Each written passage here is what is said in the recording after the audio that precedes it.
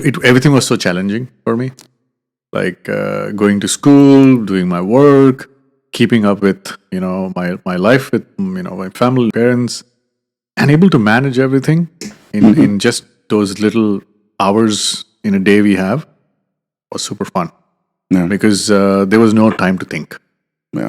Because when you know that you don't have time to think, you just keep just doing the stuff. Right.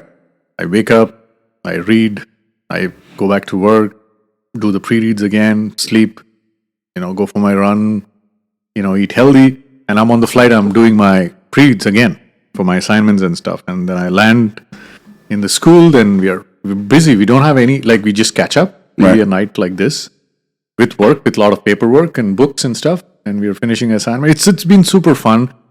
When you go through a process like this, you're going to a school, you learn so much, and sometimes you don't know what you did until you speak to those people in your life, friends like you or coworkers, and then you start coming up with a different perspective, and somewhere you start challenging them in their thought process. Suddenly you realize yourself that I'm wired a little differently now. Right. My process of how I'm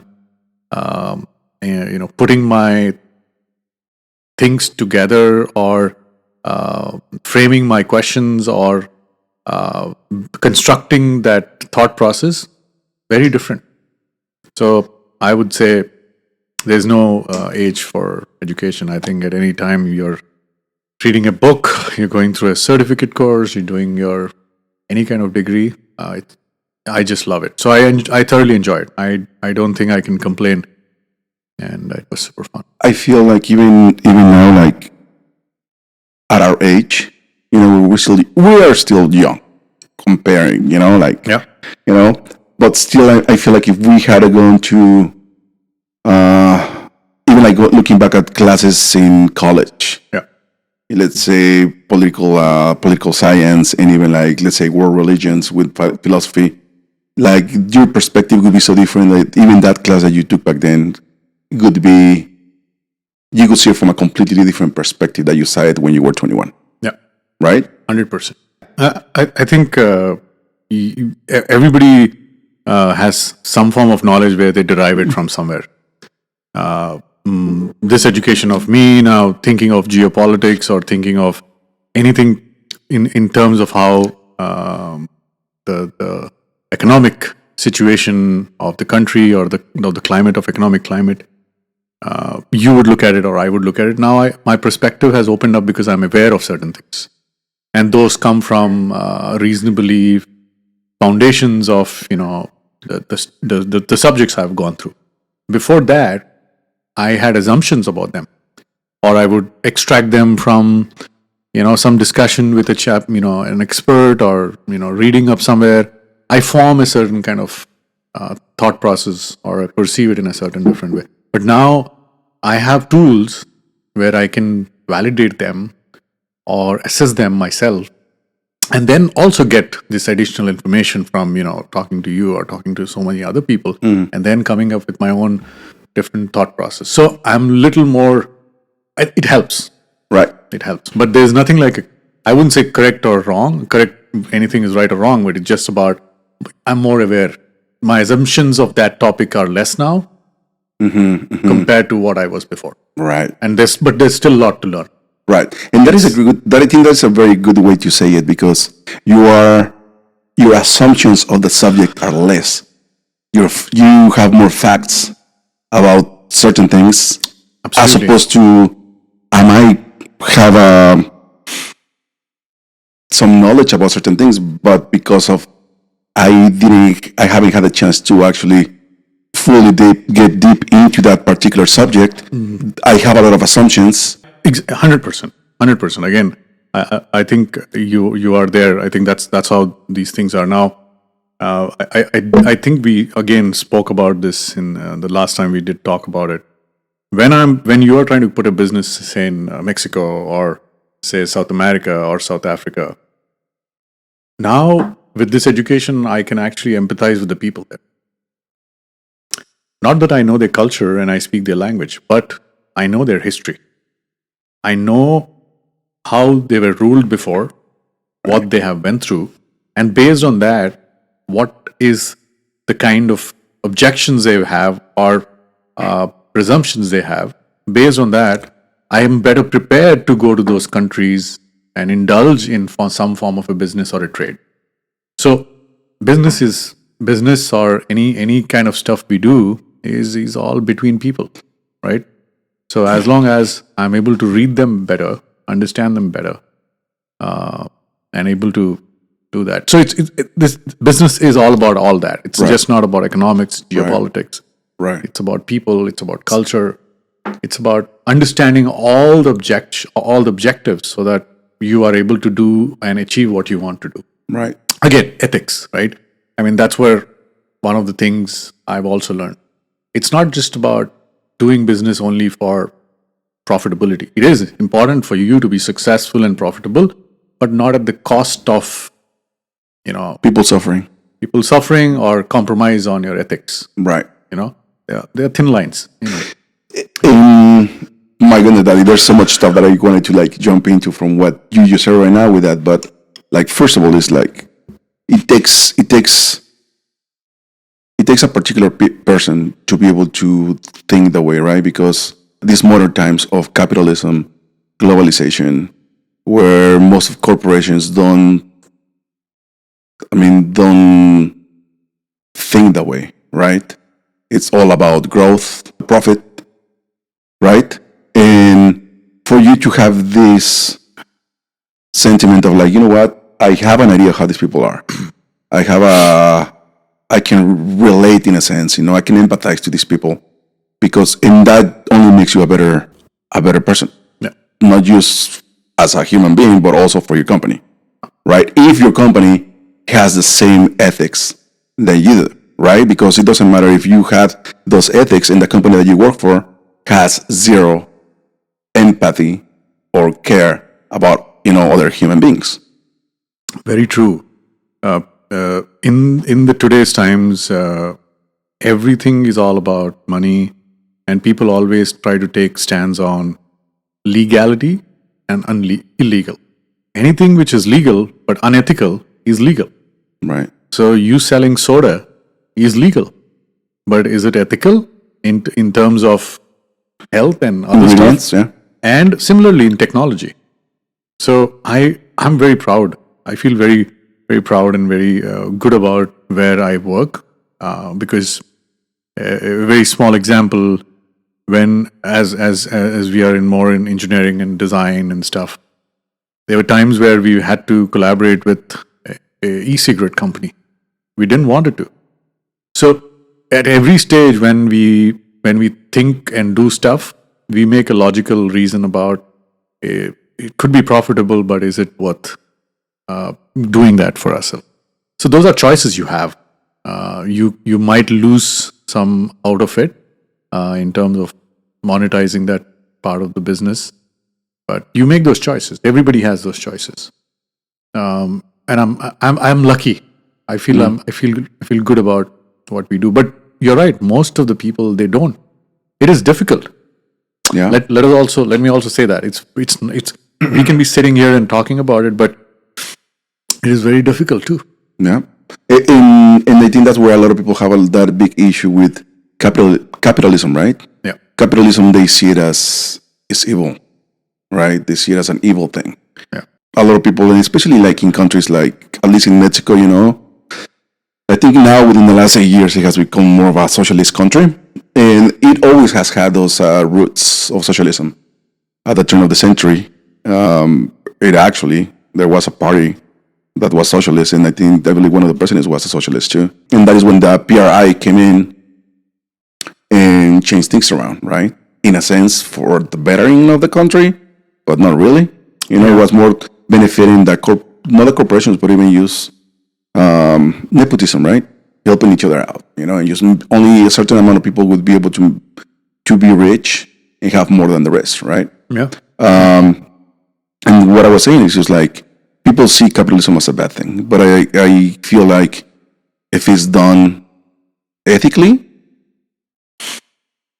I feel like it would a lot of people would see it differently. And like I say, like I know of a few companies, Costco, one of them. I heard that Costco is a very ethical company when it comes to their employees and how they treat them and how well they pay them. Because the owner realizes, hey, I am making a lot of money. Do I really need to make more money? You know what I'm saying? It's like corporations are literally used like every penny counts. Yeah. Saving here, saving there, but at what expense? Your employees might not be happy. You're going through a lot of employees just because of the same reason. They're just not. They don't want to be there, But I mean, they have to be there because of they need a job, basically. It's everything in moderation is good. The moment everything becomes addicted and you get used to a certain way, then the ethics are being manipulated. When I think this is one of the first countries in the world which came up with stocks being part of your retirement program, the 401ks and 403s. When in the early stage when these were drafted, it was more about the stocks are going to do well, so the wealth is distributed across the country. Every single person who contributes to it makes money. It's not just that the top 10 companies in the world, SAP companies in the world make money. They wanted it to be distributed. But what is happening now? If you look at the GDP of US, more than 30% is with people you can just count on fingers. They manage the maximum, right, and they control the maximum. But there are rules about being monopoly, but they manage that because there are legal lines and they are within the lines which they manage it. But is it ethical? It's not. Right. So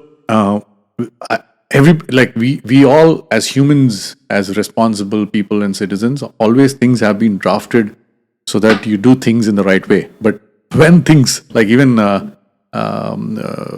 marijuana becoming legal here because of health reasons, it was, but there are sections and places where people abuse it. Right. There are other kind of challenges. So right. Economics is nothing. Is also going through the same thing. And you're right. Capitalism is not always bad as long as with that capitalism you're empowering the whole nation. If that is the case, why do we have homeless people? Why do we have this imbalance in terms of in the whole country here? Wealth, yeah. Wealth in US, one of the largest economies in the world, we still have those problems. Yeah. I wanted to talk to you also about electronic vehicles, because that is something that we have.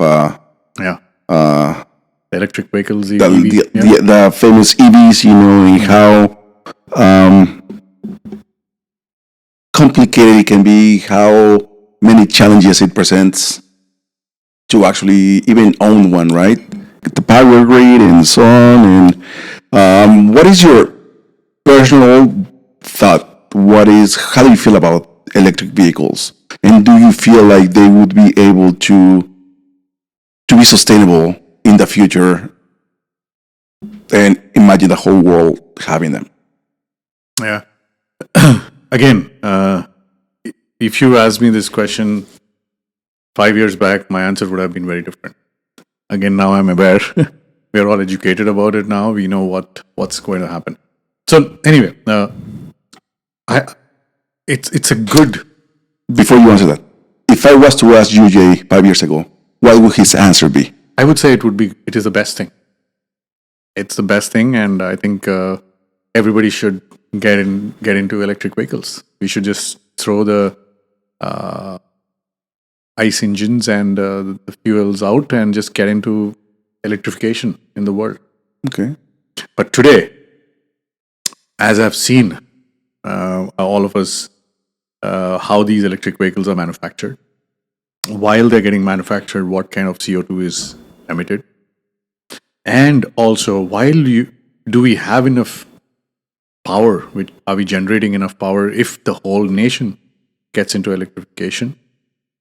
Or the question is about alternate fuel. It's about getting away from that carbon emission. Is electric vehicle is the best alternate? My answer is no. It's not sustainable. That was the point you said. It's not sustainable. I don't think we have enough power we can generate if the whole nation gets into electric vehicles.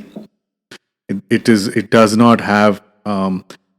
We talk about recyclability, about anything you talk about lithium and recyclability. There is a far way ahead in terms of research what we need to do so that things can be recyclable in a more sustainable way.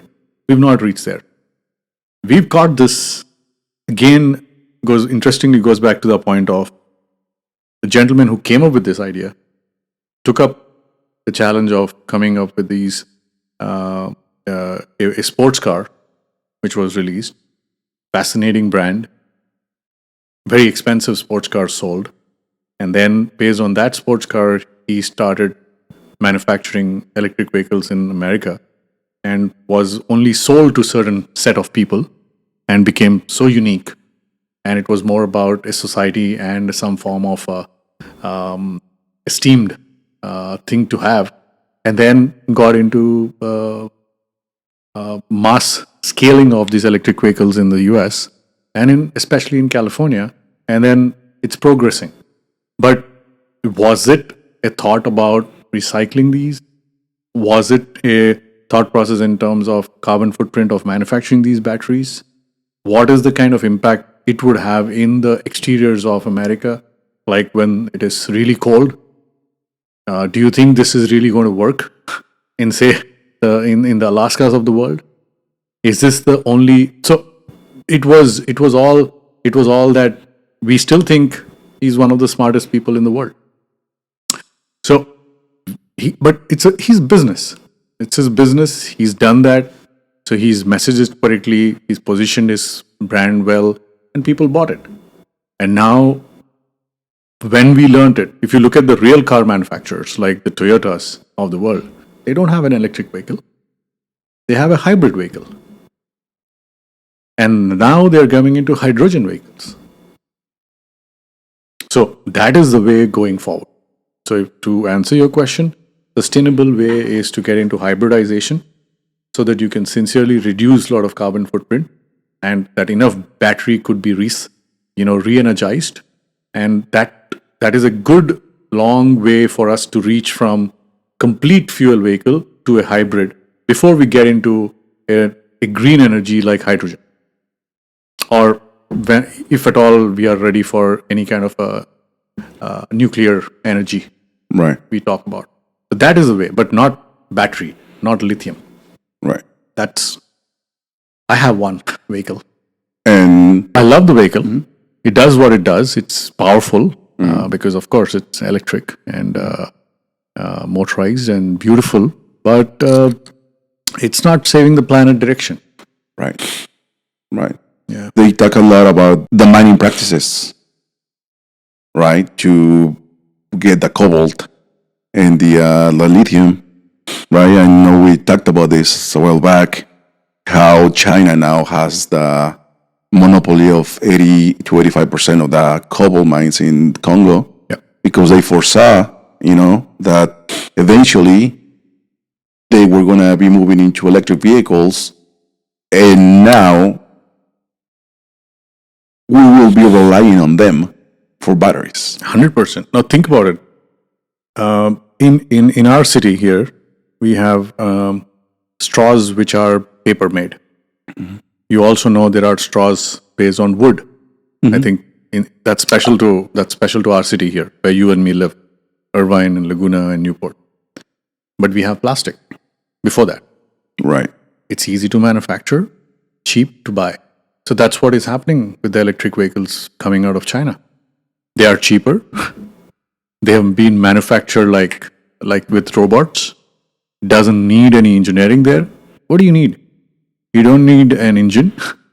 You don't need most of the mechanical systems to it. All you need is a motor and a battery. Apologies for simplifying the whole design of the car with electric stuff, but it is not as complex as the ICE engine. The engineering was an art when we were designing the real Ferraris, which used to sound like a car, right? Feel like a car, and those to run like a real engine. But the purpose of these cars, which have been made in millions and millions, are not that is the purpose. But people will, and because it's cheaper, people buy that. Right. Because you now, when it gets into, that's what's the war about. The tech war or the trade war is all about, are we going to get those cars in US?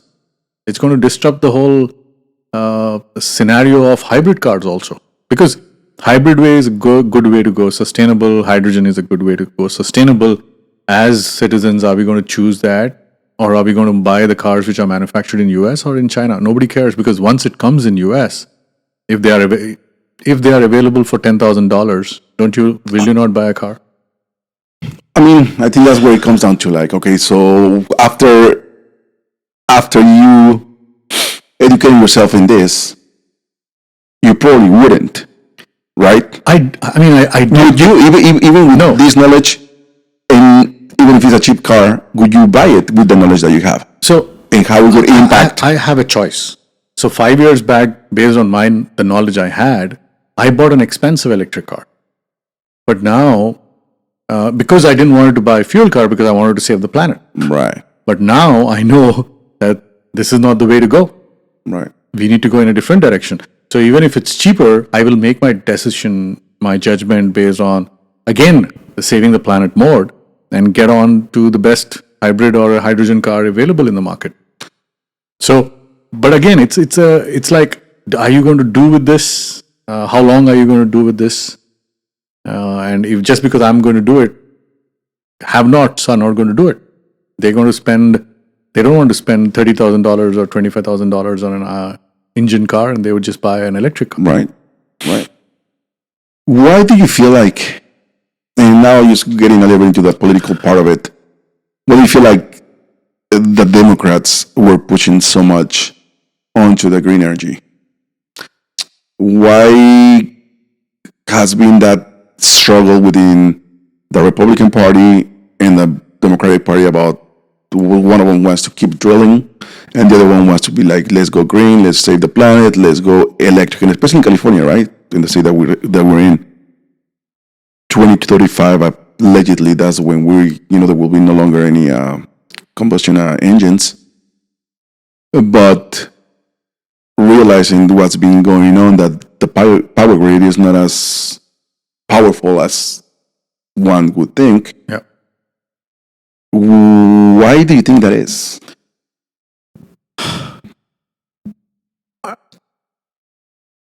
Personally, I think saving the planet is a good thing. We want the generations coming to live and to live in a healthy way. And we see when you go and see when you go to say Alaska, when you go to the Alps, the French Alps, when you see what's happening, you will be disturbed. The way the surround. Look at what has happened here, right? I mean, about just 3 weeks back, Right. where we are sitting behind us. Even today, I was driving up. It's disturbed me so much. It's horrible. Wow. But that is the idea. That is a good idea where you want green, so you want to support the green energy and you want to do that. But the question, going back to the question you asked, why are they thinking differently, or why are not they agreeing on this particular point, is one side of the party says that we are not polluting the world. Why should we pay billions of dollars to support this mission, the Paris Climate Bill? Because we don't pollute. The pollution is coming from certain parts of the world, and they are supposed to pay more for it. We would rather, it's again politically driven. Mm-hmm. I would rather support we have enough energy, we want to reduce cost, and we are keeping the pollution, we are controlling our pollution's level. Because if you go to some parts of Asia, you would not be able to breathe, my friend. It's really, in certain times of the year, like in the winters, it's really horrible. You will have to wear a mask to get out. Really? Have you actually been in those places when that has happened? I've been. Really? I've been in places where I come out of the car and I cough and I get into the car, and I was commented that, oh, come on, don't pretend. It's all fine. Because people who live there, they are living. They're used to it. They're used to it. So then I was like, oh, I'm actually offending people. then I had to pretend that I was fine around and go back into the building so that I'm fine, because I'm used to this world where I'm here in California. We are very lucky. We're very fortunate where we live today. But there are parts of the world which are in highly polluted areas. If you just Google the top polluted places in the world, you will see the four cities from China. You'll see few cities from India. You will see many cities around Asia, and then you will see some this part of the world too. But still, very very low. US has the lowest in terms of pollution, because we've managed our designs in engines where we emit very very less CO2. If you go back to certain parts of the world, they are still running in a real old fashioned engines. They are not today's times engines, but we are lucky in America that we get those things. We are way ahead with them. But still, America has to lead the way. That's why certain section of the party says, okay, we need to do green energy. As I said, they also need to learn that green energy doesn't mean electrification, but alternate fuel, which is more sustainable. But people want a temporary solution, and then they want to get into a permanent solution. That's what happens. Before you switch from something from A to B, there is a transition, and we are in that transition period. So, and people will manipulate the way they want, whichever way it will work for you, for your vote bank or for your profitability. You do that stuff. Like you mentioned, like other parts of the world, like China, it's like China, it's so much pollution. And that's the one thing that it kind of like, it upsets me, in the sense that it's like they are pushing and tell you like your carbon footprint it's bad, it's high, you need to change this, you need to change that. There were even some talks during 2020, 2021 when they were talking about even changing the stoves, right? Going from gas to going electric. Yeah. First of all, I think chefs would freak out, because if you're a chef and you know how to cook, you know that food does taste different. Yeah. That is a fact. Yeah. So it's like, so now they're pushing you to say like, you have to do this, you have to do that. But at the same time, the idea of creating a conspiracy behind it is there. Because now you be like, well, now they have the control or when to shut down electricity, when there's going to be blackouts here, there, and here. And you feel like, wait a second, so now is this kind of like a control thing now? Where they will have the power to tell you, and now you cannot. For example, like with the electric vehicles, my brother-in-law bought a green car, electric EV, because of the same reasons. This is like 3 years ago, maybe 2, and now he hates it. He hates the car. See, because there is a change in the way you are used to it. You are not you are used to going to a fuel station, fill it up. You're able to drive your car from here to, say, Washington. You are able to drive it to New York, wherever you want, without thinking about how am I going to access the energy. Yeah. But with this electric vehicle, you got to plan your stuff, right? So the behavior of a customer has changed in terms of how you use, but you still do the same thing. You go to A to B point, but in terms of consuming energy, accessing energy, convenience of getting energy is changed. Now, even like if you again go back to the same point in China, they've got into electric. They've reduced a lot of carbon footprint. But let me also give you another perspective. The reason there is so much of carbon footprint coming from those countries is because we consume so much of consumption of products from those countries, and they are being manufactured there. So if you see their water being polluted, their air being polluted, because consumption is here. Yeah. So the world is. I'm sorry, I'm getting into two sides of. I'm not giving you a black and white answer, but that is how it is. And that is the thing. Is like a lot of people see things like it has to be black and gray, black and white. and it is not. I mean, there's thousand shades of gray in between, you know. Yeah. So now imagine, right? So like, let's say since 2008 was it when there were a lot of companies moving towards China because it was going to be cheaper, Yeah. a lot of manufacturing, all those things. I think now that if that would have not been the situation, if the companies in manufacturing companies going to still be here, I wonder how our carbon footprint would be. Right? I mean, if every country yeah. that has shipped their manufacturing to China and Asian countries, and because of that, helped to create a lot of pollution in that zone, how would the world look if that would have not happened and they would have still kept the same? Now, I think. So let me bring a little perspective about the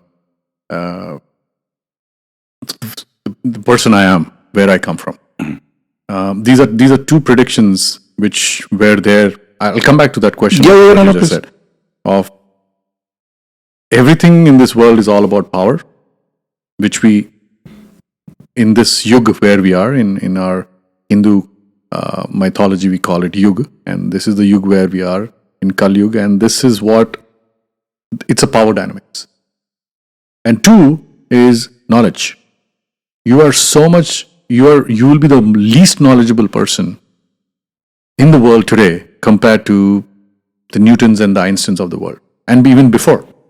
Even Newtons and Einstein of the world are the smartest there, but if you go back in time, they are the most smartest people in the world. So the intelligence or the smarter people are only getting dumber and dumber today. Now, come back. That is a perspective I wanted to give, connecting the dots from where I see it. But going to your point of saying manufacturing coming here, carbon footprint increasing in America, but I want to ask you, do you think we can manufacture? Do you think we have enough tool engineers in America who can manufacture a complete car in America? My answer to that will be no. Because what we've also done is giving away things for them to do it. We wanted to reduce cost at our side and we wanted to do more technological things, which was a good thing 40 years back. But what we've lost is skill. We want to get that back to US, which is good. We are fearful about carbon footprint, but I think the method, now the industries are formed in such a way you can reduce a lot of carbon footprint. There are better ways to manufacture things and we can do that. But the problem is skill. Skill now. So we have to get back that skill. Now, if you ask me, if you are putting the whole automotive companies, we have about 48 automotive companies in US, around there, the big three, and then we have about 12 which are more popular in the EV side, and then there are horizontal, vertically automotive companies who really don't do anything here, but they get everything from outside and they assemble and they come out. I'm talking about all automotive is the tractors and all that automotive heavy engineering companies. Okay. All of them, we don't have. If you put all of them in the SoFi Stadium, 10% of the stadium will be full with tool engineers. Whereas if you put that in China, all of the stadium will be full with tool engineers. China has more skilled people to manufacture the complete car in terms of what you can do, the electric phones, everything you do than in US. So that's the challenge. But yes, if we go through the challenge, slowly we bring back things. Then we kept agriculture to us. We kept important agricultural stuff to us. But that also is not being done by. That is being done by a different section of the community who works on that agriculture side in America. Mm-hmm. It's not that skill is. If you send back those people like me coming from India, there are many people, foreign people who work here. If they go back to where they belong, this country is dead. Right. I'm trying to oversimplify, but what I mean is no. Real knowledge. But it makes sense. We have become more. I'm part of this country too. We have become very dumb. We have the lowest skill, and then we are challenged. So let's not get lost in the political system of how things are. We need to be a lot more logical in terms of what makes sense to us, utilize the strength and balance the trade and do the best what we can do for our country. But if everything is all about power dynamics and politics, then this is a chaos. Yeah. We'll continue to live in this chaos. Yeah. It is the same everywhere, Leo. Every part of the world, this is the problem. There is power. You name a country and I'll tell you the politics behind it. It's exactly what's happening. Right. The top 10 or 15 countries, 8 of them or 9 of them are going through the same problem. Wow. I mean, that is definitely something that you don't think as much, because once again, like you say, like it's just a different way of looking at things. It's like, okay, so yeah, they're gonna bring the manufacturing back. Then who's gonna do it, right? And like you mentioned right now, we keep the agriculture to us, but what will happen if, like in these hectic times that we're kind of living right now, in a sense, we have to do it. Yeah, absolutely. But with this situation that's been happening, especially within the last, a week, in 2 months since the new administration, coming over and taking control, like talking about getting rid of immigrants, and illegal immigrants and stuff like that. A lot of people don't want to work the fields because they're scared. Like you mentioned, what's going to happen? They'll remove them. Who are going to do it? The TikTokers? If the influencers. That's what I mean. Influencers are going to do it. The influencers are going to do it? Right? Yeah, I mean, if without bringing the political side of it, and also the business, the capitalistic point of view, as you and me were talking about ethics, the logic of having green energy is good. Having legal immigrants is also good, right, because you want to know who's here, and absolutely you bring the right people with the right skills, the right skills, and also treat them well. Mm-hmm. Illegally coming in means you're also abusing them by not paying. Right. They don't have health care. They don't have child care. They don't have many things. Mm-hmm. So as I said, I think it's all ethically, when you look at it, this is all good. Right. But as long as there is a type of visa where you can bring them here for doing agriculture, mm-hmm, farming and stuff. But they have to really scale that up. It's so limited that you would not. But go back to your answer. Yes, that's right. The influencers can't do this job. That requires more skill than what I am doing today. To be there for 14 hours in the field and to do that job in the hot sun and to do that continuously with getting your hands dirty, it's not easy. Yeah. Because we want to keep the food, the agriculture part of the things in the country. Whether it's meat, whether it's vegetables, whether it is nuts, everything has to be manufactured in America, because we've not given that. We don't outsource that so much. We do majority of the stuff in the country because there is a reason we do that. Right. So for that, you need them. You need to do that in the right way. Right. But don't just... You can't just get rid of all the fuel cars. Similarly, you can't just get rid of all of this in 1 minute. Right. Or 1 day. Right. There is a process for it. Go through that. And between one government to another government, this has to happen in a long-term, sustainable way. In a sustainable way, yeah, absolutely. And I completely agree with you on that. And because back in the 80s, one of my aunt moved to the States, and she was granted a visa because Ronald Reagan, I believe, he's the one who gave visa to all the people that would work the fields. Yeah. And my aunt did that. And ironically enough, he's been the only president who has been, him and Obama with that Dreamers Act. Yeah. Right? But there hasn't been really a lot of talk about having that immigration in place. Yeah.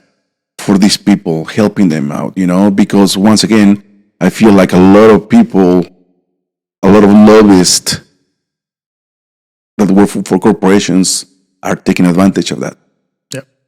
And I remember watching this documentary a long time ago, which again, it opened up my my perspective to that, where I was like, why, if illegal immigrants, they don't want them here so bad, why don't they get rid of them? And then they talked about it, well, because they exploit them, It's like, wow, okay, never thought about it. Correct. One is that point of view, and two is why are we like when you land in a national park and when you see certain creatures or animals there, sometimes like, oh my god, we have so many bees here, there are so many mosquitoes, come on, this is so terrible. You sometimes forget you are in their place. Right. Similarly, Right. when we talk about this whole historically, where are we today sitting? Absolutely. So there is history there. Absolutely. So those are many things come into place sometimes, and these are not have been handled the way they should have been properly, and we all are humans. Like, we are not part of politics or we are not part of businesses, but as humans, we are the same tribe. Right. Right. We all we want is food, shelter, and protection from everything, and just have very basic life. Right. And when you don't have that, you fight for it. Right. You become that aggressive person or a bad person because you are protecting your family, you're protecting your tribe, you're protecting your community. Right. So I feel like this is, and I'm glad that we're, we are kind of like talking about politics, but we're not, because it's well, obviously we know each other. We know that we don't like to sensationalize and make things, a bigger deal than it actually is, because it's really no need for that. Correct. Mm-hmm. And talking about politics with someone like you, it's really refreshing because we're very neutral when it comes to a lot of things, with politics. And unfortunately, there's a lot of people that you cannot have these kind of conversations with them because there's a lot of emotions. Correct. And emotions take over. They, for whatever it is that their life has been, whatever it got to where they are at this moment, it triggers something. It does. And that's why they always talk about like religion and politics, right? It's something that you don't want to talk about because it's not a lot of people are able to keep it together. Yeah. Because it's something that it's like a core value to them, right? Yeah. But with that said, it's just like I feel that a lot of right now the United States are getting rid of all these illegal immigrants, right? Yeah.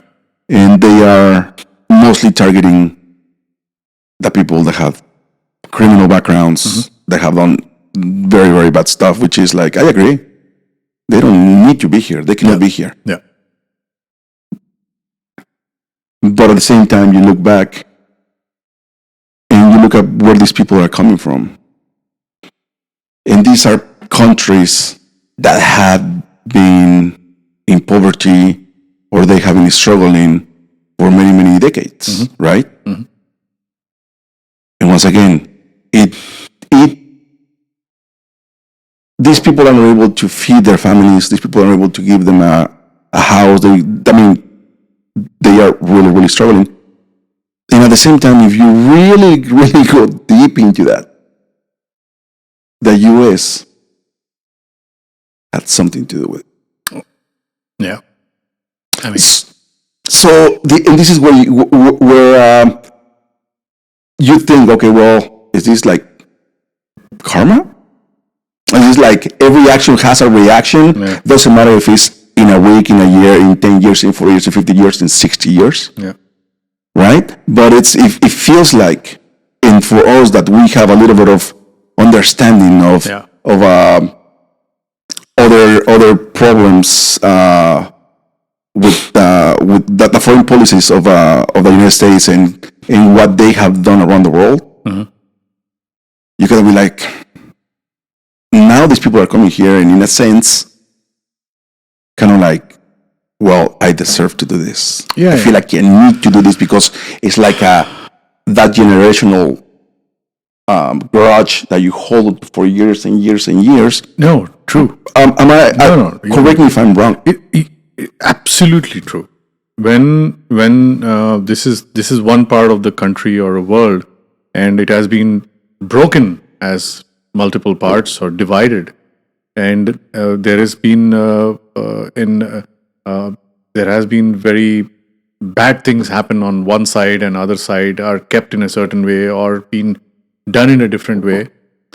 People are very unhappy, and as you said, we are very neutral about politics, but there are people who are like, look at the similar thing, whether you talk about North Korea and South Korea, whether you talk about India and Pakistan, whether you talk about whatever we're talking about in the border in the south. These are part of one country century back, and then things have happened for political reasons and whatever reasons, and what has been unfortunate for one side of it. There are terrible things. There are terrible things, and all I can say is, if the politics in those countries are done really well, or the leaders in those countries are done really well, things will improve. And also, let me give you two sides of the perspective, one black and white. If you look at Pakistan, the country is not doing well. India, doing really well, but still there is a lot of scope to do much better. North Korea, how are the people even living there? South Korea, it's one of the top 10 world economies in the world. So when you look at Mexico, the leaders in these countries are, we really don't have the kind of leaders who are actually beginning to change the revolution of industrialization and all that kind of technology to drive the nation into a development path. So that is the problem. People have what is there in India which is not there in Pakistan. We are the same kind of people on both sides of the nation. And as I said, black and white, let me give you another perspective. We have been conditioned by the rulers who ruled us and left, where we are destroyed forever. You come and destroy Japan, and then Japan is formed into a new nation and it's doing so well. But when the same British came to India and left us, we've been mentally conditioned so badly that for us to get back to what we were doing is so difficult. That's why they say when you get killed, it's difficult. But when you're abused for your life, you will never be the same person again. So these countries are going through generational changes before they get the kind of leader who stands for it, who builds the nation, and then form it. In terms of potential, I feel all of these countries have potential. As I said, we're all the same. Jesus, Julia, like I agree 100% with you on that situation, and there is like you say, there's gotta be a lot of healing that needs to be done. It has to be, because guess what? It is the past. It is. We are here, and we are here for a reason, right? It is the greatest nation there is. It is. There is a reason why we're here. It is. You're from India. I'm from Mexico. I am. And we would have never met if it wasn't because of this country. No. Now we're here. We're great friends. We've spent a lot of quality time together. And I would not choose it for the world. Absolutely. Politically driven things are only ruining us, Leo. If the politics and the leaders around us who actually did things in the right way, you and me and the nations around us, or the world would have been a much better place. Right. When you look at it, some facts back, in 140 years back, India was the 4th largest economy in the world. This country came to India as part of East India Company as an export company. It was not even a country. A company came into India from British. and started getting into the coastline of west coast of India and said, "Hey, we will do export import of your spices." And then they started getting into the country. It's a very interesting story. And then as being an import and export company, the company started ruling our nation. And in 42 years, from fourth largest GDP, we became 4% of the GDP of the world. Like 25% of the GDP to 4%. And all of that 21% was transferred to UK. What happened to that nation now? You say karma, right? That's exactly what they're going through. They took all of that from wherever it is. It's not about UK and India. It's about anywhere you look at it. It is not about, oh, well, now you deserve it. It's just, once again, exactly. Action creates a reaction. Exactly. Physics. I don't think you and me are sitting here where we are cursing anybody. We want everybody to be good, everybody to be happy. As long when you do something bad, you will go through that hell. It's not us saying, right?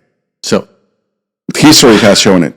It is. And it's doing that. Like, I feel like when you mention about leadership, right, and how important is leadership for any country, and particularly on these countries that have struggled a lot, you mentioned something about how when you're being killed,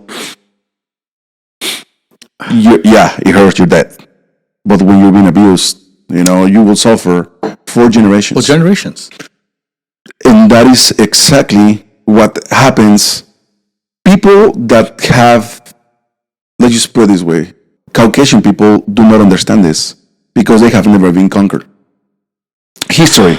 Right. Use simple history. Right. Open a book about history and that will tell you that. Yeah. Most of us, and it's something has to do under the equator or something like that, most countries have been, conquered and exploited and things like that. Mexico is still a little above the equator, but we were still conquered by the Spanish. Correct. And there is this excellent book by Eduardo Galeano called Open Veins of Latin America. I think I heard that, yeah. And it's such a great book that it talks how basically these countries that were conquered by the Spanish, the French, the Portuguese, you name it, have and hold a generational trauma. Of course. It's something that needs to change. Yeah. But how do we change that, right? With leadership. With the newer people that are coming into power with good ethics and wanting to make these countries better. And I will give you the best example ever. And it's happening right now. And so far, it's good. But again, time will tell, right, about everything. Correct. Time will always tell you everything. That's why it's hard to get emotionally attached to something because you were like, well, right now it's great, but in 2 years it changed, and now you're like, wait, what happened? Now you're disappointed, you're heartbroken, whatever that is. El Salvador. Oh, yeah. I mean, impressive. Very impressive. Yeah. I mean, there's that movie, that, what's his name? It was made by, let me look it up, because I cannot think of the guy that made JFK. Do you remember the director? Oliver Stone. Oliver Stone. Oliver Stone made that movie, El Salvador, in 1985. Yeah. And, I mean, again, for political reasons, for whatever the reason is, the U.S. had to do a lot with what happened in the country. Of course. Look it up, people. Don't take my word for it. So what happened? It created this massive poverty situation in the country. A lot of those people had to flee to the United States to feed their families. Correct. Like everybody else's story. And what happens is that a lot of these kids, when they get here, they don't have first of all, they don't have that education. They get here, they start getting involved with the Mexican mafia, the gangs in California, and then they create La Mara. So, and what happens in the country, right?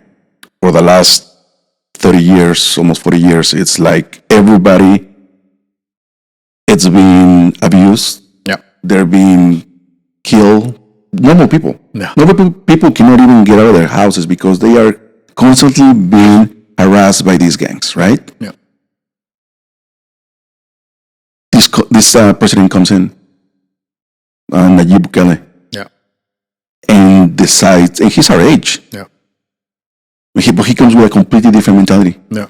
Very, very different mentality of like, I want to help my people. And what does he do? Changes that country around in 5 years, 4 years, maybe 5 years. Yeah. 4 years, because I think he just got elected in, actually 5 years. He got elected in November of 2023. Yeah. Re-elected again. It's impressive, man. You look at pictures, you look at footage of how El Salvador, the city of El Salvador looks, and it's like safe. Yeah. It's beautiful. And there is like a lot of companies now investing in the country. That you can. I mean, now there are homes that are like $1 million, $2 million, in that area.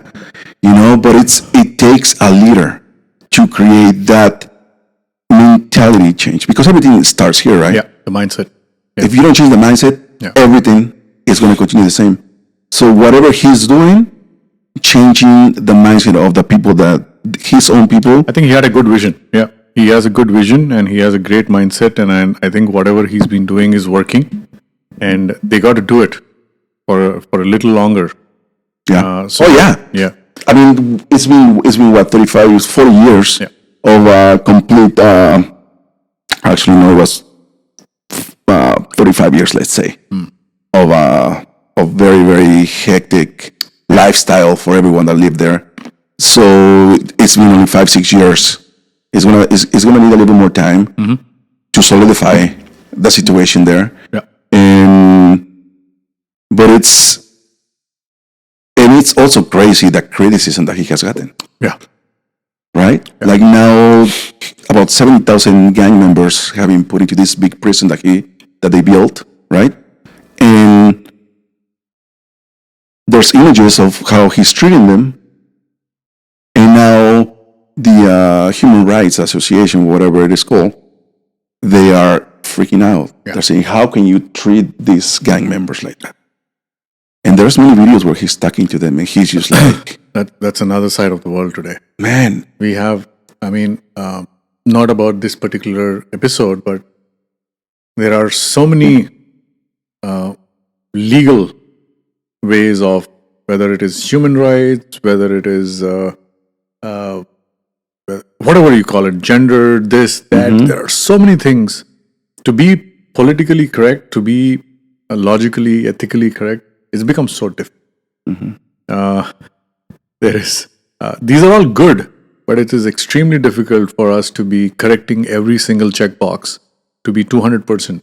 That's why the freedom of speech and expression has become so difficult for us to say anything, because you don't address somebody correctly, then you're gone. Yeah. And then again, why? Because it's all emotions. It's all emotional, Like I was telling you, so now you have these human rights people telling him, why are you treating them like that? Yeah. And there's this beautiful video, and I think it was somebody from Canada. Yeah. I think it was like an ambassador from Canada. They were having this meeting, and he's talking to them, and he goes, it was so beautifully and so eloquently well said. He didn't get emotional. He didn't get angry. He was very compassionate to this person that he was talking to. Yeah. He showed so much class. Yeah. By saying, where were you guys when we were being killed? Where were you guys when kids, grandmas, moms were being killed and raped? And now that I'm making the changes, that we are making the changes for these people to be better, now you're coming into my country and telling me that what I'm doing is wrong? Bro, literally, like, it gives you goosebumps, because you're like, how do you go against that? Yeah. not just that, he even told them, he even said something like, you guys are very developed countries. We are not, Yeah. but we're trying. Yeah. He goes, give us the opportunity to develop ourselves. Yeah. Give us a chance. Don't criticize us. Yeah. You guys are already up there. You're already, first world countries. We are not. We are trying to do it. Yeah. Give us the time. And that's what is difficult when you're trying to change a mindset. And as we spoke about, how psychologically you're affected because it's generations to generations go through this. Now you got to be hard. Unfortunately, I'm not saying that is the only way, but that is one of the way to do is to school the citizens and the nation so that they get into the right way. Why do you think China is doing so well in many sectors? Even though they also went through similar historical challenges or whatever it is, but they are schooled, they are dictated is maybe a wrong phrase to use, but they are schooled to do a certain way from the day they are born. And that's what this gentleman is also trying to do. He's being hard on things so that this is ingrained in the nation and the country, reminding them about who they are, what they are, and about their culture so that they have to come back and be the nation he's dreaming of or everybody's dreaming of. Yeah. And 10 step forward, 5 steps are pulled back by, rest of these things. I hope that he continues to what he's been doing, and man, it's like my hats off to the guy, man. Because he's having a completely different perspective of same politics. Yeah. And it's not just about, like the bureaucracy, that like in other countries, like this one, for example, it's been like that for a while. Yeah. And, but yeah, man, it's crazy. But, another thing that I wanted to talk to you about, AI. Yeah. AI. Yeah. Like, how do you feel about that? How do you feel about AI, and what do you feel that the implications and complications can be of that? It's been a topic for like the last year or two, where, like I mentioned to you a while back, that people are like freaking out about it. People are scared of it, and Today, I think you have to remind your listeners that is 27th of Jan, 2025, and this company from China, something like a ChatGPT. DeepSeek, right? Sorry, Yeah, not so good. I don't know. It was just here, and I've been doing a lot of work on research on that, and I just lost it. Anyway, DeepSeeker has completely. It reaches the number of billions of users who are on it. It actually beat ChatGPT, and because of which, on today, as we're talking, the stocks of the top 5 in US kind of tanked by about 12% Nvidia, which is never heard before. I never thought Nvidia stocks can go down that way. They said they lost $450 billion. Yeah. $billion dollars. Yeah. So it's like fascinating, but that's the thing, right? I mean, technology has so much power to topple some of the top players in the market when the market is so sensitive that if it sees a particular new entrant and you see a lot of people using about it, you suddenly feel like, oh, we are scared of it. And why are you scared of it? Because it is doing exactly what the top AI tool, Gen AI tool in the US does at a fraction of a cost, in a fraction of a time. But the scary thing is, which has been again politicized, is it's from China. So, but anyway, I don't want to talk about geopolitics. I want to get back to your question. We can talk about geopolitics all day. Yeah, exactly. We can talk all day about AI being, people are scared and all of that. Here is the thing I would say. 1996 or 98, when internet was, just came in, or probably in the 2000s when internet came in. Before that, the telecom came in. We were all like, what's going on? From this pager to this telecom, and then today I don't think anybody has a land phone. We pretty much have. I think if you're over 70, I think you might still. You might know, right? I mean, otherwise, this generation, I don't think the Gen Zs would never understand what it is. It's all about communication, and in fact, it's more texting now. It's not even talking. Similarly, there was a time of the whole the change which came in with internet, and today, I don't think if you lose internet in your house, and if you lose power in your house, you would be more worried that you don't have internet than you don't care about your, light or your heater running, but you just need Wi-Fi. Otherwise, it's not going to be. Similarly, Yeah. AI has always been there.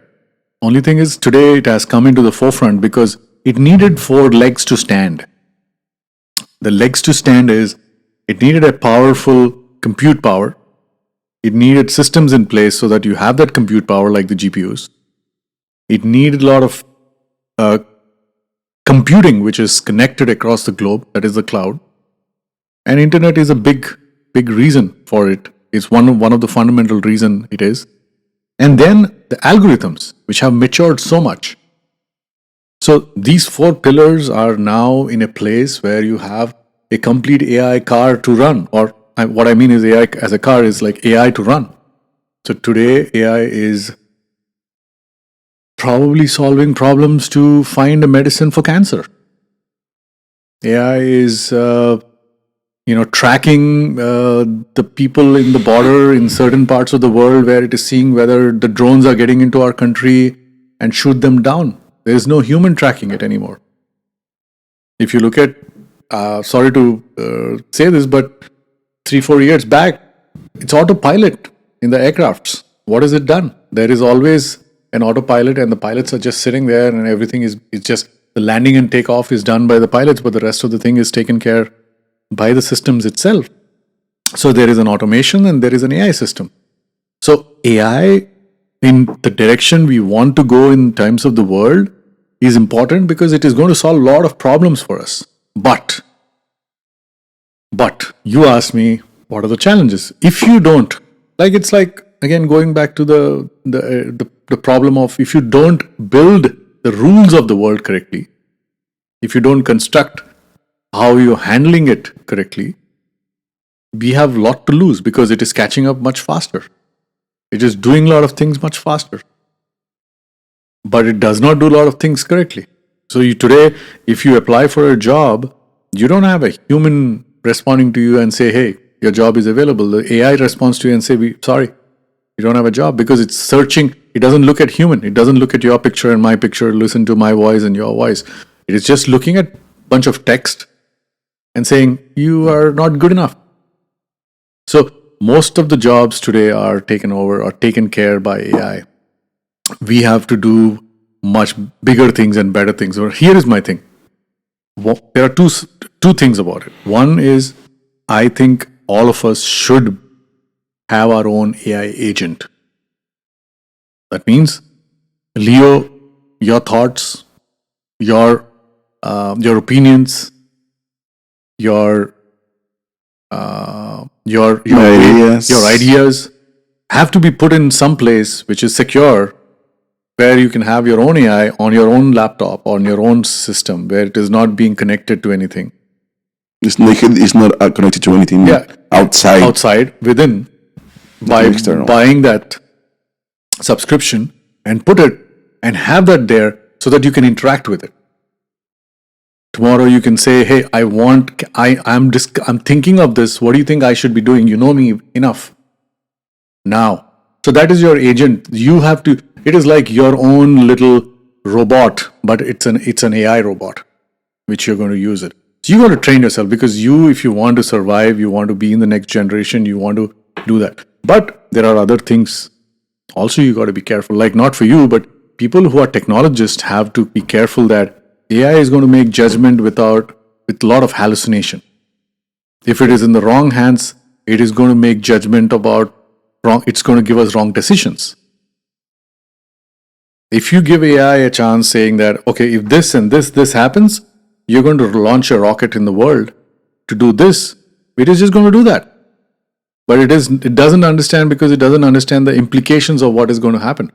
So you want to still be in control of everything, and you want to take advantage of AI only on certain things.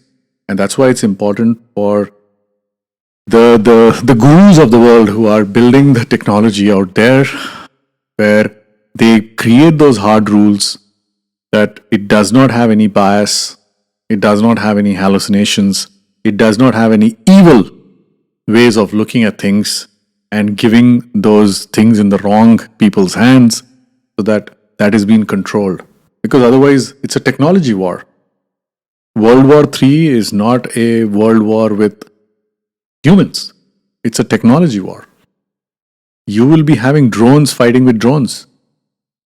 You will be having tankers managed by robots fighting in the world. You will be surprised.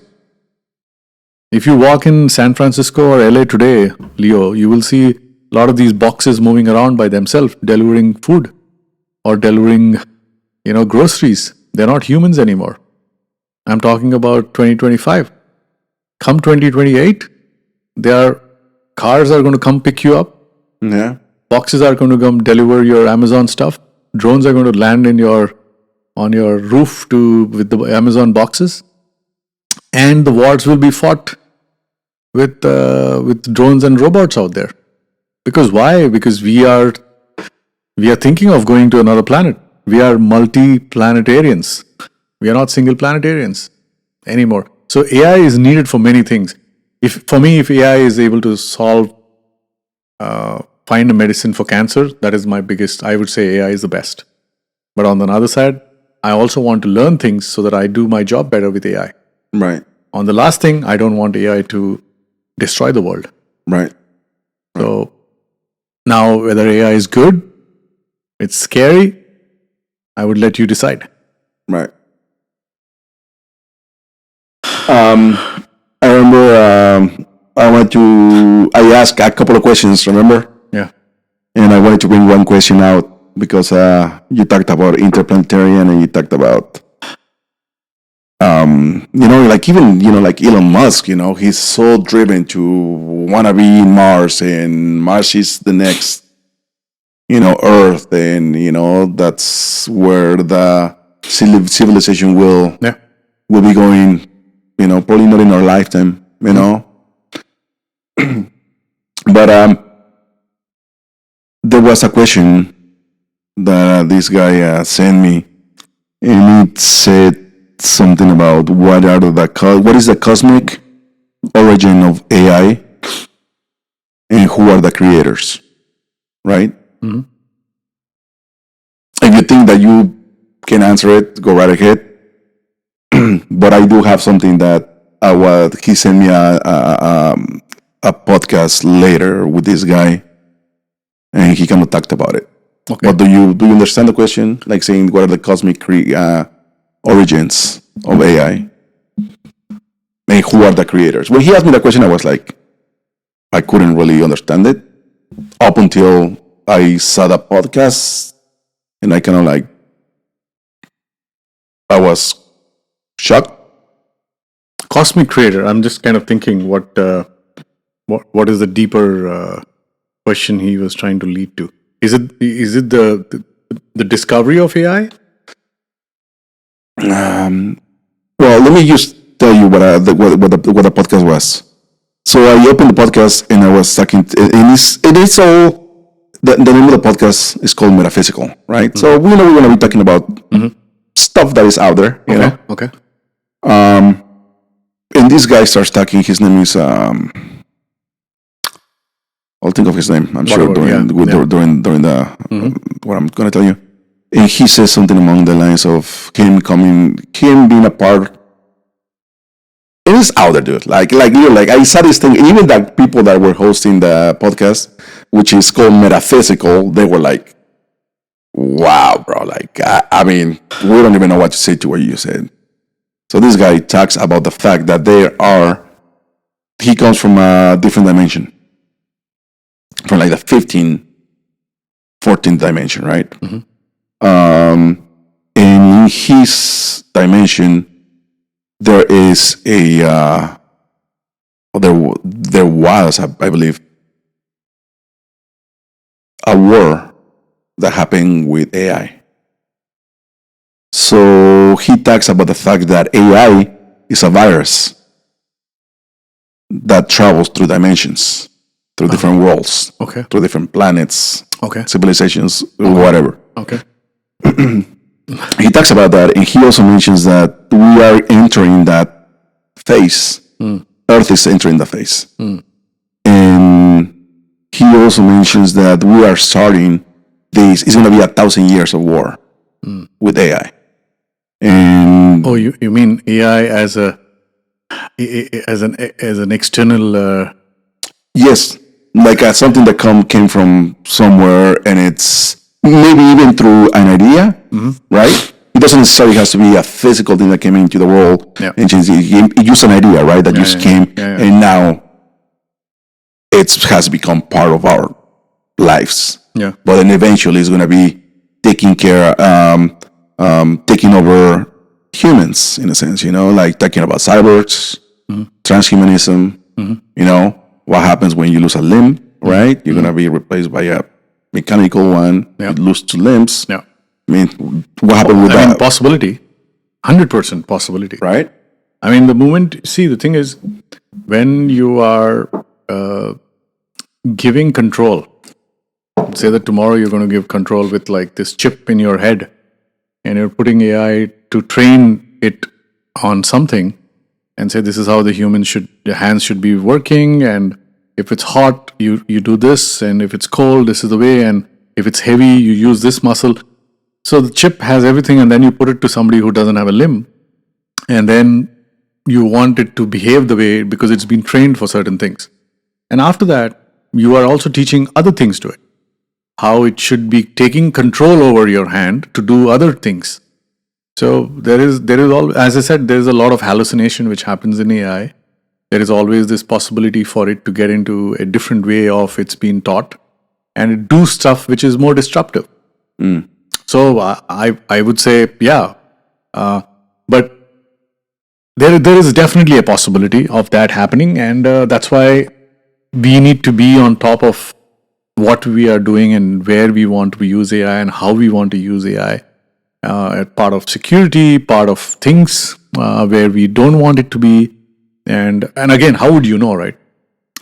You and me, even though I talk about AI and I work in the world of AI and I sell the software with AI, but I don't code AI. I don't see the software of AI. I don't even understand. I read it, but I don't understand what's going on in that. Right. So I could never tell because there are only so many people in the world who understand data science and they understand AI, ML scientists. So there is definitely a possibility. I wouldn't. Even what happened a few weeks back, did you hear about a guy? There was a whistleblower, a kid from OpenAI, right? Yeah. That was supposed to testify in front of Congress or something like that, and all of a sudden, yeah, I think he was an Indian guy. Was he? Yeah, you're right. He was an Indian kid. Yeah, you're right. Yeah, I know. And then he committed suicide allegedly. So, I mean, there is a certain part of speculation. There are certain things of facts, and there are certain things which are only there on the media. So I understand only certain things. But definitely, there are some practices which are felt to be heard to be not right, and he was trying to raise alarm for awareness or alarm for those things. And I don't want to believe that caused the death for him, but if it is, then it's terrible. But who can say this, right, Leo? Like if you go back to maybe 8 years back, there are certain countries where the political parties have won the election based on social media campaigns. Certain way of swinging the votes based on certain messaging and being controlled by certain section of the section of the technologist. Was it AI? No, it was part of the media side. So today, you and me are just puppets to react to what is out there. And I don't think I will deny and say, no, AI is not going to take over that. But I hope we have the right people. I'm just hoping Right. that we have the right people there Right. who are able to manage the right things. What if AI takes, people are scared. What if AI take over the autopilot and crashes the aircraft? These what ifs are always there. Right. Yeah. Right. Can happen? Maybe. Like as much as it cannot happen, right? It goes back to that the point which I always refer to my friends about the gun laws in the country, right? As long as it is with the right person who is mentally stable and using it to protect himself, keep it for that reason, it's in a good hands. Yes. But the moment it is in the hands of the wrong person, Yes. it is disruption. Yep. So how good is AI is only depends on the person who's coding it. How evil or how good he is. We don't know what it is.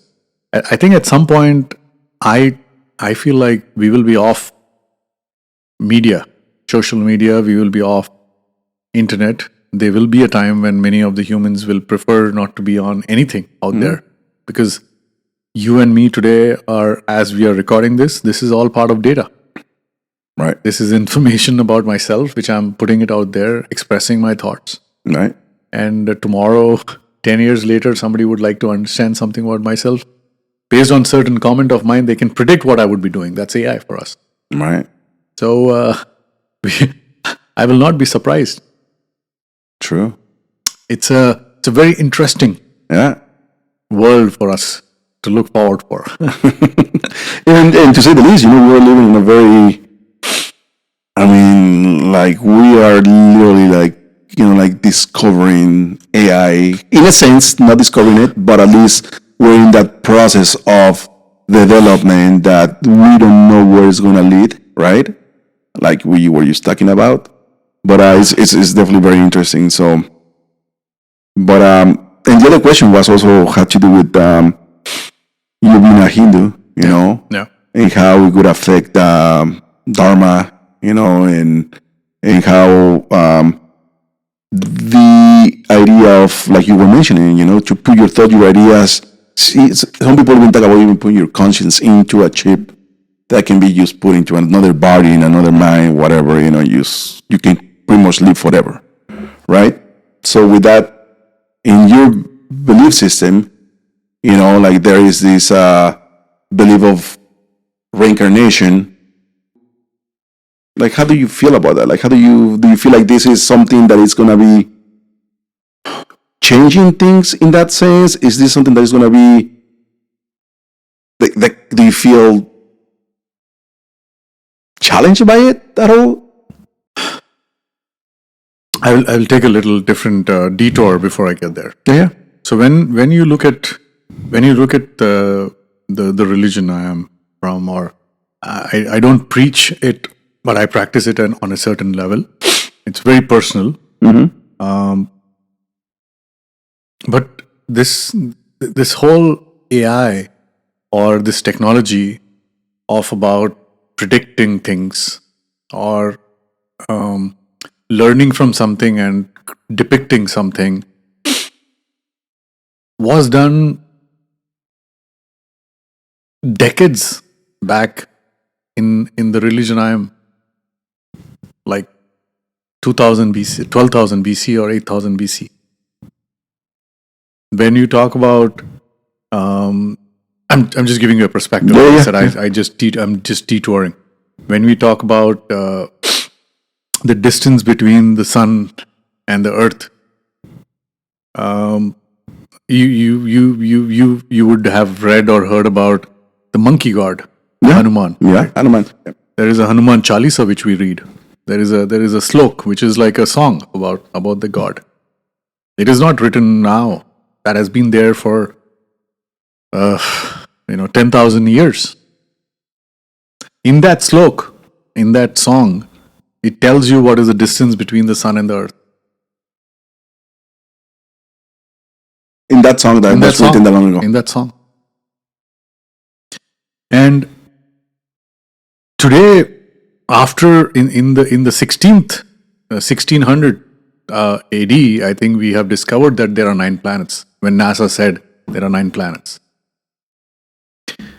In late 400 BC or something like that, Leo, I'm just throwing the numbers, 4000 BC or 5000 BC, we have been having these sloks which we talk, which is slok is like reciting a poem about the 9 gods which we used to pray. It's called the grahas, the 9 grahas, the 9 planets. I mean, 15,000 years back. And when we talk about Mahabharata or when we talk about Ramayana, which is a very spiritual stories of what we have, we talk about yantra. Yantra means a machine. The machine which took the god from the earth to another planet. And it is still there. You can Google it. You can say yantra and you can say Hindu mythology, and it will exactly show you what kind of satellite they built. So without knowing gravity, without knowing aerodynamics, without knowing about air propulsions or stuff, do you think these people have done all of this? And some may call it story or it's historical. And that's why I say we can have another podcast in talking about the validation or understanding of this. Right, yeah. But I will give you in 3 points of what it is.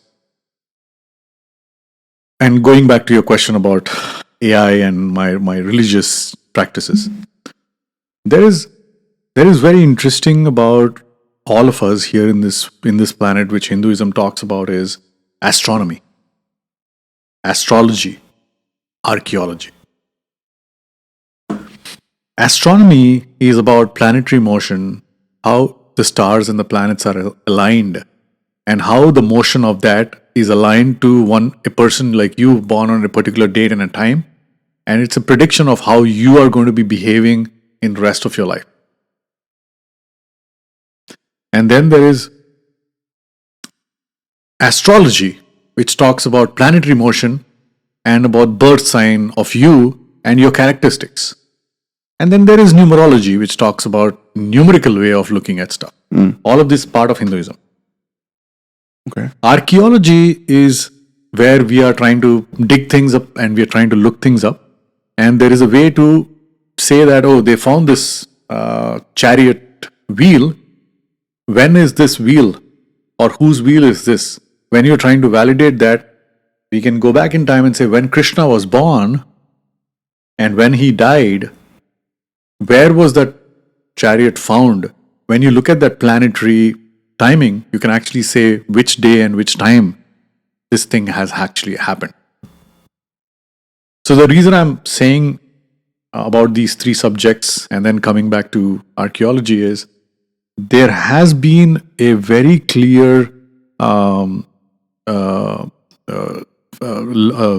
theory and also documentation about how the Lord has assigned seven different people to educate the humans about knowledge. And in that, one of the thing was about AI. And this is true. Wow. So when Brahma created human, and when he had so much knowledge, he's a god of knowledge. He's a knowledge god. And when he wanted to translate this knowledge to people, so imagine like you have a huge scientist like Newton or Einstein, and he wants to teach you math and physics. You will never be able to catch up to his level. So what this God has done is he's created 7 different teachers and said, okay, I'm going to teach you this, teach you this, teach you this. You have to go teach this to the rest of the world. In one of those things, this astronomy, astrology, numerology, archaeology, riverthology, there are many things, many subjects. One of them is about technology. Technology which is going to learn and seek and do things by itself. And that's how this whole engineering technology comes into play. We call it engineering. I don't know what they used to call it back then. So the fascinating thing is about when you tell me that today the politics is behaving like this, you think it's all about money? I knew it. We know in our Kali Yuga, it is all about money. We knew it that in this Kali Yuga, the relation between a man and a woman is all superficial. We knew it. The relationship is not just between a man and a woman. It could be between man and anything else in the world. We knew it that we will be multiplanetary people in this yuga. So my religion has given me like different things to think about. That these are, as a child, I used to laugh at these things. When my grandfather used to tell me these stories and about religious things, I always used to be fascinated, and I was like, my eyes used to lit up and open, and I used to think about these things. But I never, as a child, I could only look at it and say, "Wow." But now, when I go back and I started, as I said, I started validating certain things, I feel like these are true. These are very clear facts of many things. Now, you might just say, one of the facts, just to validate, just in front of you, before getting all of this and going back to your question of AI. There was a war between Ram and Ravan. The king in one of the kings, Ram, and then there was a Ravan. And the war happened between India and Sri Lanka, where this guy was on the other side of India. And he happened to cross the sea to go to that. Going back in time, when you see the water levels were low. Two, these monkey gods were half monkey, half humans. Today you look at elephant and you think this is the big size of elephant, but when you go back in time, these elephants were really big. Mammoths, when you think about, they were elephants with 3 heads. You only look at 1% of the animals we have in the world today, but there are 99% of them are diminished. They're not there. Right.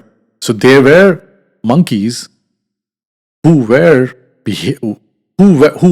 going through that process of evolution.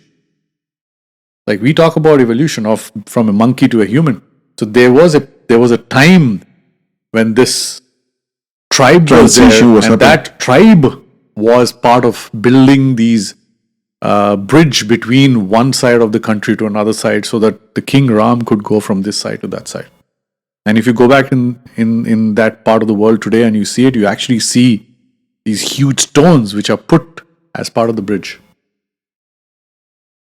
So the logics, the way of validating this, and the way of looking at this historical way of looking at these things makes so much sense to me. So I was always knew that this technology was coming, because we had to go to another planet.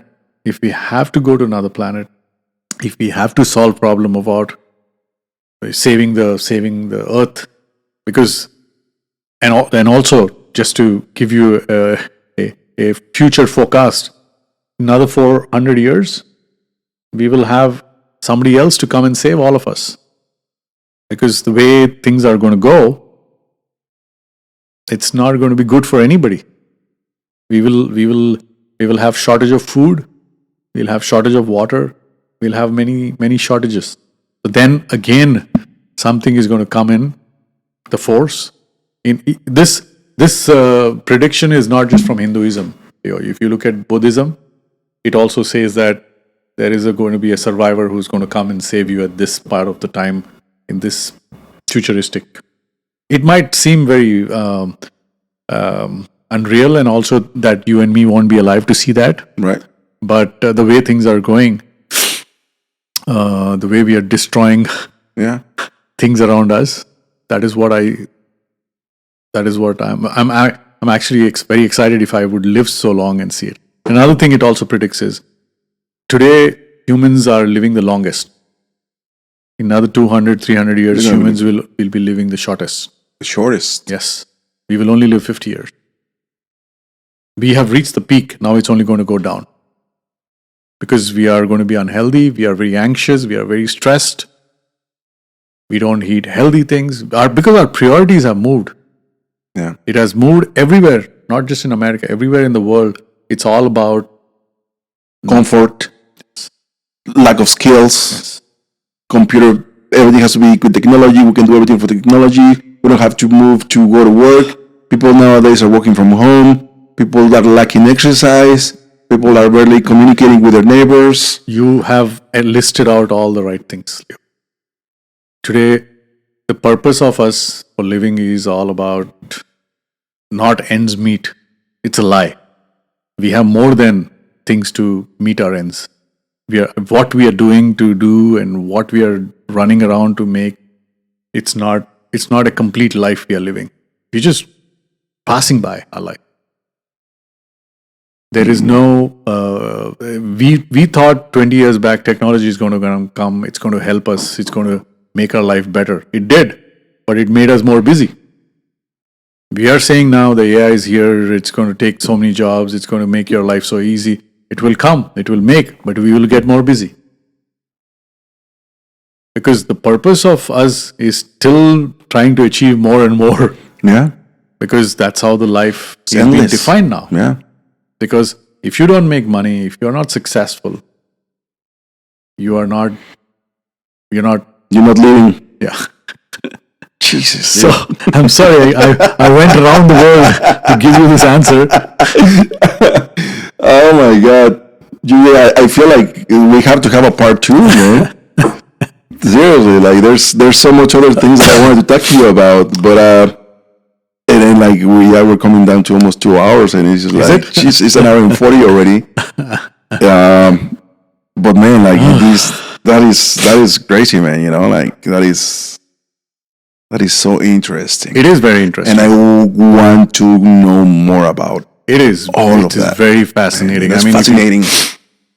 If we go back and discover what happened in the Mahabharata, and if you look at this Lord Krishna, and if you look at, we don't have to get into the religious parts of it, but if you just go back and walk through the process of the journey of their lives and what they have been through, and what are these things they talk about, references about how they used to interact with animals. Today we are learning AI so that AI can listen to animals and come back and tell us what animals are thinking, and then we can talk to animals through AI. If you go back in time, these people were talking to animals. Yeah. Communication was a different, we were at a different level. Different level altogether. Yeah. So of course, we've lost many things in time, but that is where we are getting to.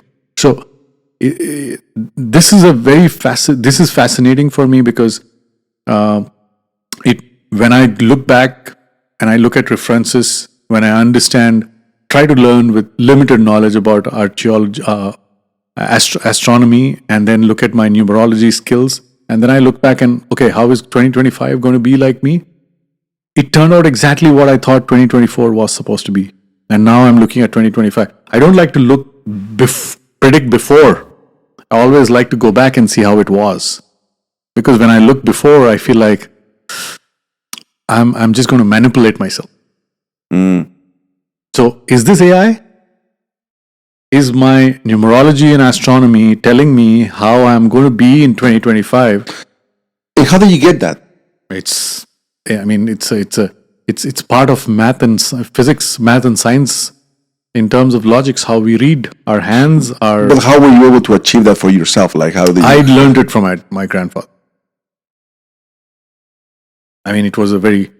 It was like those challenger class where I used to challenge him, and I used to not believe what he used to say, and I used to always say, "This is no, come on, you're lying," or because he then, and that was my process of learning it. My process was not like when he taught me about planets, when he taught me about numbers, when he taught me about the based on timings and different yantras in terms of the planetary motion. And I used to look at all of this and I was like, oh, come on, you knew it. You knew that I would do this. Or yeah. Of course. He predicted that I would marry a girl from that part of the world, and with the letter N, and I did marry. And I have the book which was written. That when I showed it to my wife, she was freaking out. But what the thing is, he had written it only till a certain time, and then he taught me so that I practice it. So now, what is AI doing? It is predicting based on something, and that's exactly the skill is, and that's why I gave you a long answer in a short form. So this is a very fascinating subject. This is a subject which, and I don't practice my religion, but I believe in terms of the religion which I come from. Very proud of it. And again, this is one part of it, Leo. Now look at it. There is one part of this science, and another part of my religion tells me how to live life. Ayurveda, Yeah. which is internalizing of your health. Right. Another part of my religion which talks about yoga, externalizing of your stuff. But if you ask my countrymen about 5 out of 10 whom you meet, whether they practice all of this, not maybe 1 out of 10 may also not practice this. Because we all have TikToks and Instagrams and Facebooks and everything. Our world is all about running from here to here. But we have not chosen our priority about this. Mm-hmm. Because if you look at it, we have all here. And that's the one thing, like I have, listening to you, talking to you about this, and it makes me, like I told you, it makes me want to learn more about it. Yeah. It fascinates me. It's literally like right now, it's like my brain is just going 1,000 miles per hour. It's just like, wow, like I wish we could keep going longer, and we're going to do a number 2, and maybe we can go a little bit more into the specifics of things. And not just 2, we're going to do plenty more. But it's one of those things that I have always been so drawn to that. Yeah. To your culture, your religion, and also and it was because of yoga, right? Yeah. Like that's how we met. Like we met through some friends at a wedding, and we started talking because you saw my tattoos. I have Lord Ganesh.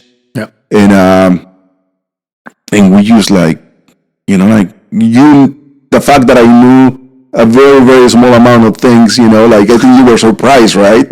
No, I just loved that somebody who's such open-minded in terms of, and who just embrace whatever you like, and you felt good about it. I still remember that conversation you spoke about energy of, buying something, and you felt like this is bringing such positive things around you, and it is so true. Yeah. And I told you how one of those standing statues is a lot more powerful than the sitting one, and you were like, how is that even possible? I just picked it up as it is. So there are many theories and many good logical theories around it. And when I met you for the first time and we spoke about it, I thought you were a person who don't belong to one part or one culture. You were just embracing life as it is coming, and you are just living it based on your intuition, your logic, and also looking at the destiny as you were progressing. It was not like closed doors, and that's what really thought I could express my thoughts around it. But otherwise, we all are very protected about our opinions about religion or things, because you are, because you don't want. It's not a discussion for public, right? It's not a discussion whether it's right or wrong. Right. There's nothing like that. It's all about your belief, and as long as the belief system is helping you to achieve and do some things in the right way, I feel it. Go for it. Yeah. And I'm also like that. If you whether it's I was in Greece last week, and I was blown away by the knowledge of the Alexandrias and the world of the Athenas, of how different things in Greece, different people have formed, and the language, the religion, or whether the math and science which came to Greece. I was also like, fascinating. and there are also dotted lines between that part of the world to my part of the world. Really? So I was like, now I'm little exploring that side of it. That is great, man. Connecting the dots. Yeah, of course. Connecting the dots. Because there are modern religions and there are also historically, there are the deep rooted ones.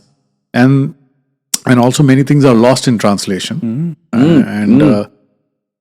I think as I'm progressing about AI and I want to be a champion there, I also want to go backward to see what my ancestors have done. Yeah. Oh, absolutely. Absolutely. Hands down. I agree with you on that.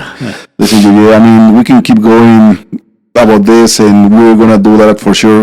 Hands down. But I appreciate your time, man. And, having this conversation. And it's always a pleasure and always a joy to meet up. It happens every time, man. No, we meet up, we sit down, we talk, and it's like, Jesus, man, like... I know. But... it's the energy. Yeah. I just feel like it's the openness to learn and from each other and the perspectives and respect each other's opinion, whether it is different or right.